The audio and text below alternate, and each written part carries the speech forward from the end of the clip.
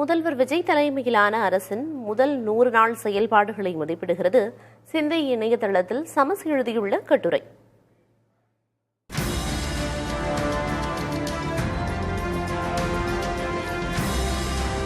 சுதந்திரத்துக்கு பிந்தைய தமிழ்நாட்டில் ஓ.பி. ராமசாமி ரெட்டியார், காமராஜர், அண்ணா போன்ற தலைவர்கள் காட்டிய நிர்வாக பாரம்பரியம் பிற்காலத்தில் ஊழல் கலாச்சாரத்தால் சிதைக்கப்பட்டதை இக்கட்டுரை நினைவு கூர்கிறது.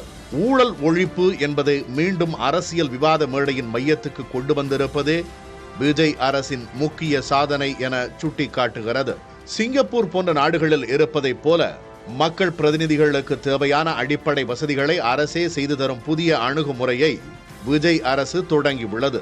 அமைச்சர்களுக்கான ஆய்வு நிதி, எம்எல்ஏக்களுக்கு அரசு கார் மற்றும் உதவியாளர் போன்ற திட்டங்கள் மக்கள் பிரதிநிதிகள் பிறரிடம் கையேந்தும் நிலையை ஒழிக்க முற்படுகின்றன.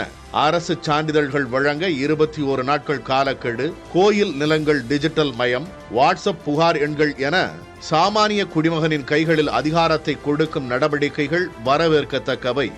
அதே வேளையில் இந்த தொடக்கம் அமைப்பு ரீதியான தடைகளை கடந்து நிலையான நிர்வாக கலாச்சாரமாக மாற வேண்டும் என்றும் இக்கட்டுரை வலியுறுத்துகிறது.